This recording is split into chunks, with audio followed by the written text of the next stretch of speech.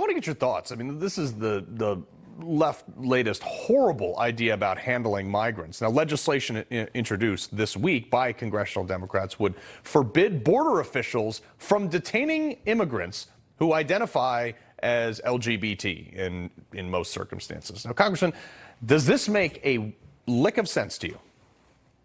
Absolutely no sense whatsoever. And when you look at what's happening, all the time that they come up with a new sleight of hand, feints, and everything else that doesn't really sham policies. All this time, we've got a record number of illegals that have come across in March. Over 1 million illegals have been apprehended so far in this particular FY 23, fiscal year 23. 147 different countries of origin, 332 suspected terrorists. And quite frankly, Biden's border crisis is wreaking havoc on Americans through crimes, drugs, and diseases. I happen to be a healthcare provider, antibiotic-resistant TB, polio, which we haven't seen in years, and an enormous taxpayer cost with $151 billion a year. Well, absolutely, just really indescribable of what these Democrats are doing, creating new loopholes, enticing and incentivizing more illegal immigration, and quite frankly, to let someone come in and claim LGBTQ as a loophole that is not a loophole is a lie. Yeah, because we cannot treat LGBT illegals any different from others. We know good and well that an LGBT person just murdered 6 people in Nashville, including 3 9-year-olds.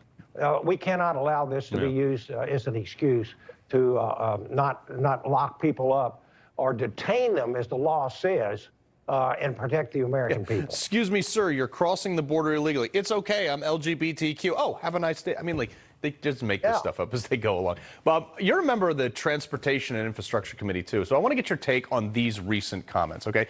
This is Transportation Secretary Pete Buttigieg. These things really are getting in the way of our ability to get work done. We're literally building bridges, and they're literally banning books.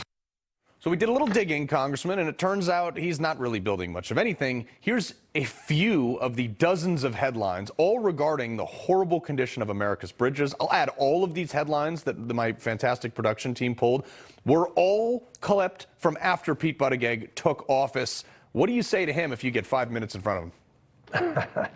Well, I've had 5 minutes in front of him. The guy just simply doesn't tell the truth. Without question, in my mind, Buttigieg is the worst transportation secretary in American history. In fact, last week he even stated that racism was the cause of car accidents, and there's just simply no length to which he won't go to insert social divisive agendas of the Democrats into every single issue. He's failed to fix problems, high gas prices, flight cancellations, worker shortages, supply chains, railroad derailments. Americans are sick of it. Exactly. And he needs to discontinue what he's doing. He ought to resign and run for president like he obviously intends to do. Yeah, well, the way I know he's a bad transportation secretary is that I know his name. Congressman